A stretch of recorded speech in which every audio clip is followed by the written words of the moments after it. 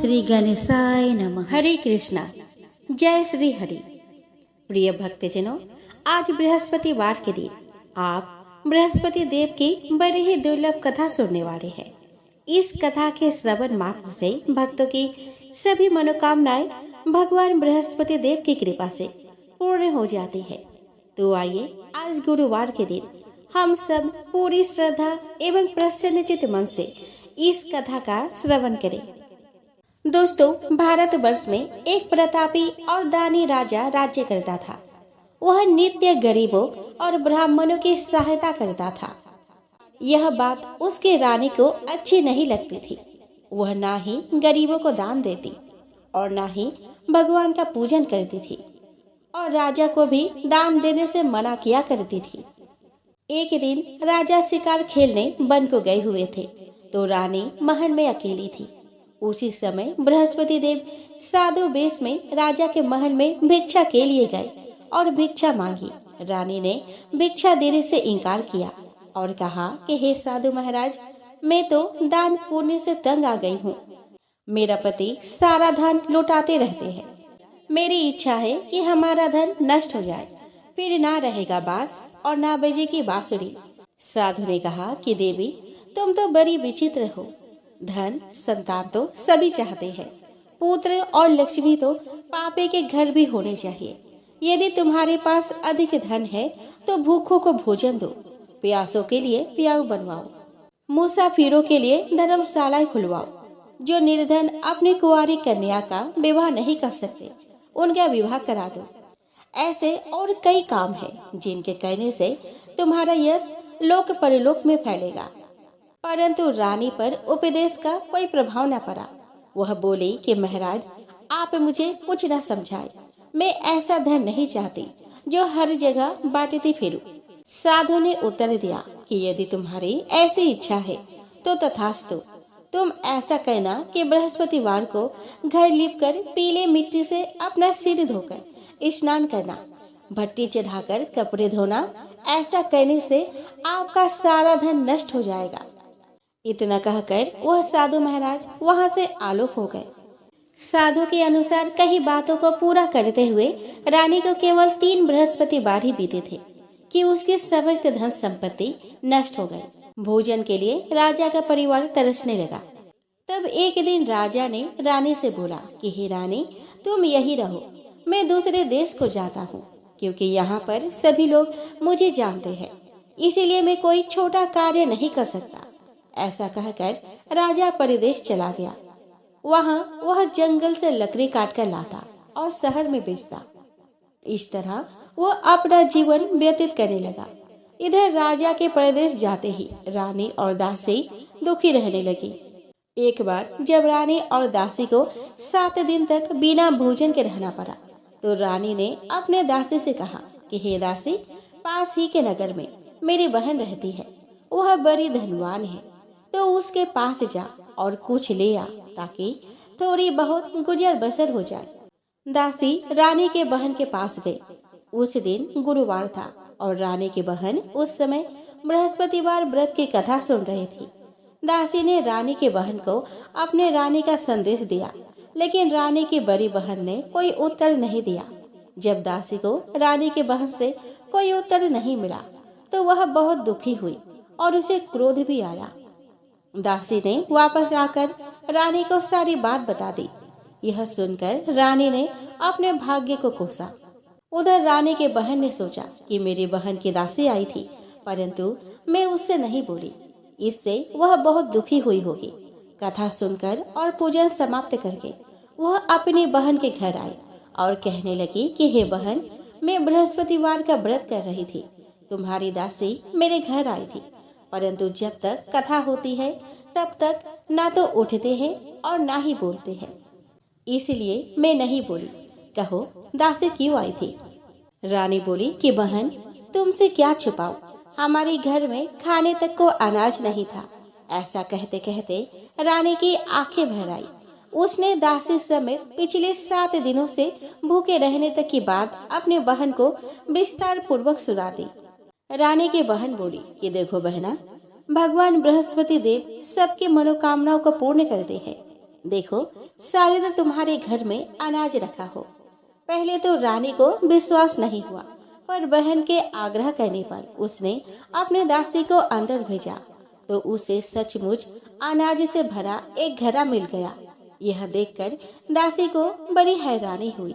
दासी रानी से कहने लगी कि हे रानी, जब हमको भोजन नहीं मिलता तो हम व्रत ही तो करते हैं, इसीलिए क्यों ना इनसे व्रत और कथा की विधि पूछ ली जाए ताकि हम भी व्रत कर सके। तब रानी ने अपने बहन से बृहस्पतिवार व्रत के बारे में पूछा। उसकी बहन ने बताया कि बृहस्पतिवार के व्रत में चने की दाल और मुनक्का से विष्णु भगवान का केले के जड़ में पूजन करे तथा दीपक जलाए, व्रत कथा सुने और पीला भोजन ही करे। इससे बृहस्पति देव प्रसन्न होते हैं। व्रत और पूजन विधि बताकर रानी की बहन अपने घर को लौट गई। 7 दिन बाद जब गुरुवार आया तो रानी और दासी ने व्रत रखा। गुरुसाल में जाकर चना और गुड़ लेकर आई, फिर उससे केले की जड़ तथा विष्णु भगवान का पूजन किया। अब ये पीला भोजन कहाँ से लाए, इस बात को लेकर दोनों बहुत दुखी थे। चूँकि उन्होंने व्रत रखा था, इसीलिए बृहस्पति देव उससे प्रसन्न थे। वे एक साधारण व्यक्ति का रूप धारण कर 2 थालों में सुंदर पीला भोजन दासी को दे गए। भोजन पाकर दासी प्रसन्न हुई और फिर रानी के साथ मिलकर भोजन ग्रहण किया। उसके बाद वे सभी गुरुवार को व्रत और पूजन करने लगी। बृहस्पति भगवान की कृपा से उनके पास फिर से धन संपत्ति आ गई, परंतु रानी फिर से पहले की तरह आलस्य करने लगी। तब दासी बोली कि देखो रानी, तुम पहले भी इस प्रकार आलस्य करती थी, तुम्हें धन रखने में कष्ट होता था, इस कारण सभी धन नष्ट हो गया, और अब जब भगवान बृहस्पति की कृपा से धन मिला है तो तुम्हें फिर से आलस्य होता है। रानी को समझाते हुए दासी कहती है कि बड़ी मुसीबतों के बाद हमने यह धन पाया है, इसीलिए हमें दान पुण्य करना चाहिए, भूखे मनुष्य को भोजन कराना चाहिए और धन को शुभ कार्यों में खर्च करना चाहिए, जिससे तुम्हारे कुल का यश बढ़ेगा, स्वर्ग की प्राप्ति होगी और पितृ प्रसन्न होंगे। दासी की बात मानकर रानी अपना धन शुभ कार्यों में खर्च करने लगी, जिससे पूरे नगर में उसका यश फैलने लगा। एक दिन राजा दुखी होकर जंगल में एक पेड़ के नीचे आसन जमा कर बैठ गया। वह अपनी दशा को याद करके व्याकुल होने लगा। बृहस्पतिवार का दिन था। एकाएक उसने देखा कि निर्जन वन में एक साधु प्रकट हुए। वह साधु वेश में स्वयं बृहस्पति देवता थे। वे लक्कड़हारे के सामने आकर बोले कि हे लक्कड़हारे, इस सुनसान जंगल में तू चिंता मग्न क्यों बैठा है? लक्कड़हारे ने दोनों हाथ जोड़कर प्रणाम किया और उत्तर दिया कि महात्मा जी, आप सब कुछ जानते हैं, मैं क्या कहूँ। यह कहकर वह रोने लगा और साधु को अपनी आत्मकथा सुनाई। महात्मा जी ने कहा कि तुम्हारी स्त्री ने बृहस्पतिवार के दिन बृहस्पति भगवान का निरादर किया था, जिसके कारण रुष्ट होकर उन्होंने तुम्हारी यह दशा कर दी। अब तुम चिंता को दूर करके मेरे कहने पर चलो तो तुम्हारे सभी कष्ट दूर हो जाएंगे और भगवान पहले से भी अधिक संपत्ति देंगे। तुम बृहस्पतिवार के दिन कथा किया करो। 2 पैसे के चने मुनक्का लाकर उसका प्रसाद बनाओ और शुद्ध जल से लोटे में शक्कर मिलाकर अमृत तैयार करो। कथा के पश्चात अपने सारे परिवार और सुनने वाले प्रेमियों में अमृत व प्रसाद बांटकर आप भी ग्रहण करो। ऐसा कहने से भगवान तुम्हारी सब मनोकामनाएं पूरी करेंगे। साधु के ऐसे वचन सुनकर लक्कड़हारा बोला कि हे प्रभु, मुझे लकड़ी बेचकर इतना पैसा नहीं मिलता जिससे भोजन के उपरांत कुछ बचा सकूं। मैंने रात्रि में अपनी स्त्री को व्याकुल देखा है। मेरे पास कुछ भी नहीं जिससे मैं उसकी खबर मांग सकूं। साधु ने कहा कि हे लक्कड़हारे, तुम किसी बात की चिंता मत करो। बृहस्पतिवार के दिन तुम रोजाना की तरह लकड़ियां लेकर शहर को जाओ। तुमको रोज से 2 गुना धन प्राप्त होगा, जिससे तुम भली भांति भोजन कर लोगे और बृहस्पति देव की पूजा का सामान भी आ जाएगा। इतना कहकर साधु अंतर ध्यान हो गए। धीरे धीरे समय व्यतीत होने पर फिर वही बृहस्पतिवार का दिन आया। लक्कड़हारा जंगल से लकड़ी काटकर किसी शहर में बेचने गया। उसे उस दिन और दिन से अधिक पैसा मिला। राजा ने चना गुड़ आदि लाकर गुरुवार का व्रत किया। उस दिन से उसके सभी कलेश दूर हो गए। परंतु जब दोबारा गुरुवार का दिन आया तो वह बृहस्पतिवार का व्रत करना भूल गया। इस कारण बृहस्पति भगवान नाराज हो गए। उस दिन उस नगर के राजा ने विशाल यज्ञ का आयोजन किया। शहर में यह घोषणा करा दी कि कोई भी मनुष्य अपने घर में भोजन ना बनाए, न आग जलावे। समस्त जनता मेरे यहाँ भोजन करने आवे। इस आज्ञा को जो ना मानेगा उसे फांसी की सजा दी जाएगी। इस तरह की घोषणा संपूर्ण नगर में करवा दी गई। राजा के आज्ञा अनुसार शहर के सभी लोग भोजन करने गए, लेकिन लकड़हारा कुछ देर से पहुंचा। इसीलिए राजा उसको अपने साथ घर लिवा ले गए और ले जाकर भोजन करा रहे थे तो रानी की दृष्टि उस खूंटी पर पड़ी जिस पर उसका हार लटका हुआ था। वह वहां पर दिखाई नहीं दिया। रानी ने निश्चय किया कि मेरा हार इस मनुष्य ने चुरा लिया है। उसी समय सिपाहियों को बुलाकर उसको कारागार में डलवा दिया गया। जब लकड़हारा कारागार में पड़ गया और बहुत दुखी होकर विचार करने लगा कि ना जाने कौन से पूर्व जन्म के कर्म से मुझे यह दुख प्राप्त हुआ है, और उसी साधु को याद करने लगा जो कि जंगल में मिला था। उसी समय तत्काल बृहस्पति देव साधु के रूप में प्रकट हुए और उसकी दशा को देखकर कहने लगे कि अरे मूर्ख, तूने बृहस्पति देव की कथा नहीं करी, इस कारण तुझे दुख प्राप्त हुआ है। अब चिंता मत कर। बृहस्पतिवार के दिन कारागार के दरवाजे पर 4 पैसे परे मिलेंगे। उनसे तू बृहस्पति देव की पूजा करना, तेरे सभी कष्ट दूर हो जाएंगे। बृहस्पतिवार के दिन उसे 4 पैसे मिले। लकड़हारे ने कथा कही और उसी रात्रि को बृहस्पति देव ने उस नगर के राजा को स्वप्न में कहा कि हे राजा, तुमने जिस आदमी को कारागार में बंद कर दिया है वह निर्दोष है, वह राजा है, उसे छोड़ देना। रानी का हार उसी खूंटी पर लटका है। अगर तू ऐसा नहीं करेगा तो मैं तेरे राज्य को नष्ट कर दूंगा। इस तरह रात्रि के स्वप्न को देखकर राजा प्रातः काल उठा और खूंटी पर हार देखकर लकड़हारे को बुलाकर क्षमा मांगी और लकड़हारे को योग्य सुंदर वस्त्र आभूषण देकर विदा कर दिया। बृहस्पति देव की आज्ञा अनुसार लकड़हारा अपने नगर को चल दिया। राजा जब अपने नगर के निकट पहुंचा तो उसे बड़ा आश्चर्य हुआ। नगर में पहले से अधिक बाग, तालाब, कुएं और बहुत सी धर्मशाला, मंदिर आदि बन गई है। राजा ने पूछा कि यह किसका बाग और धर्मशाला है। तब नगर के सब लोग कहने लगे कि यह सब रानी और बांदे के है। तो राजा को आश्चर्य हुआ और गुस्सा भी आया। जब रानी ने यह खबर सुनी कि राजा आ रहे हैं तो उन्होंने बांदे से कहा कि हे दासी, देख राजा हमको कितनी बुरी हालत में छोड़ गए थे। हमारी ऐसी हालत देखकर वह लौट न जाए, इसीलिए तू दरवाजे पर खड़ी हो जा। आज्ञा अनुसार दासी दरवाजे पर खड़ी हो गई। राजा आए तो उन्हें अपने साथ लिवा लाई। तब राजा ने क्रोध करके अपने रानी से पूछा कि यह धन तुम्हें कैसे प्राप्त हुआ। तब उन्होंने कहा कि हमें यह सब धन बृहस्पति देव के इस व्रत के प्रभाव से प्राप्त हुआ है। राजा ने निश्चय किया कि 7 रोज बाद तो सभी बृहस्पति देव का पूजन करते हैं, परंतु मैं प्रतिदिन 3 बार कहानी और रोज व्रत किया करूंगा। अब हर समय राजा के दुपट्टे में चने की दाल बंधी रहती और दिन में 3 बार कहानी कहता। एक रोज राजा ने विचार किया कि चलो अपने बहन के यहाँ हो आवे। इस तरह निश्चय कर राजा घोड़े पर सवार हो अपने बहन के यहाँ चलने लगा। मार्ग में उसने देखा कि कुछ आदमी एक मुर्दे को लिए जा रहे हैं। उन्हें रोककर राजा कहने लगा कि अरे भाइयों, मेरी बृहस्पति देव की कथा सुन लो। वे बोले कि लो, हमारा तो आदमी मर गया है और इसको अपनी कथा की पड़ी है। परंतु कुछ आदमी बोले कि अच्छा कहो, हम तुम्हारी कथा भी सुनेंगे। राजा ने दाल निकाली और जब कथा आधी हुई थी कि मुर्दा हिलने लग गया और जब कथा समाप्त हो गई तो राम राम करते हुए वह मुर्दा उठकर खड़ा हो गया।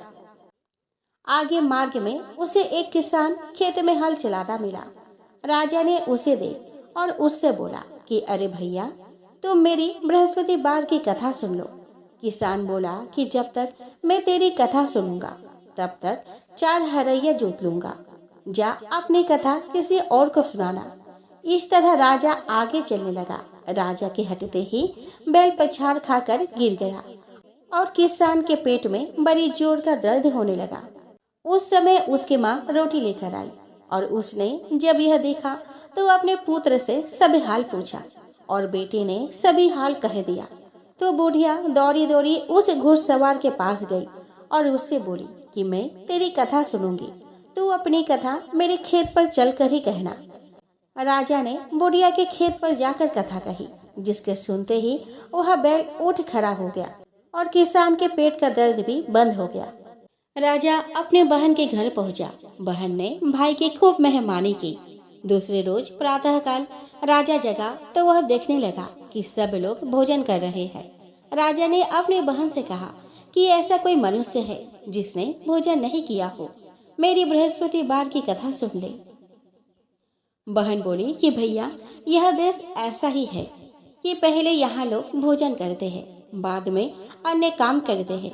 अगर कोई पड़ोस में हो तो देखाओ। वह ऐसा कहकर देखने चली गई, परंतु उसे कोई ऐसा व्यक्ति नहीं मिला जिसने भोजन न किया हो। अतः वह एक कुम्हार के घर गई जिसका लड़का बीमार था।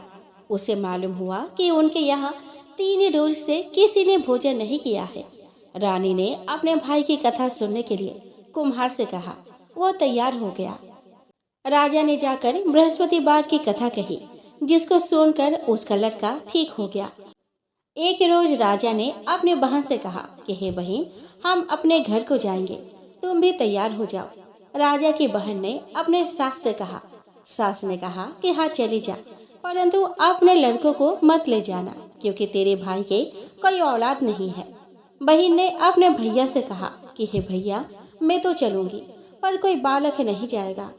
राजा बोला कि जब कोई बालक नहीं चलेगा तब तुम ही क्या करोगी। बड़े दुखी मन से राजा अपने नगर को लौट आया। राजा ने अपने रानी से कहा कि हम निर्वंशी है, हमारा मुंह देखने का धर्म नहीं है, और यह दुख में वह कुछ भोजन आदि नहीं किया।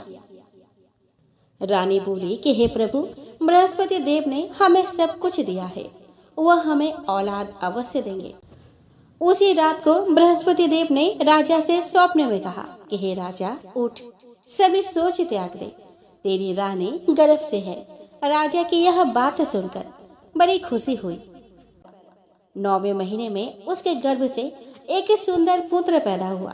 तब राजा बोला कि हे रानी, स्त्री बिना भोजन के रह सकती है, पर बिना कहे नहीं रह सकती।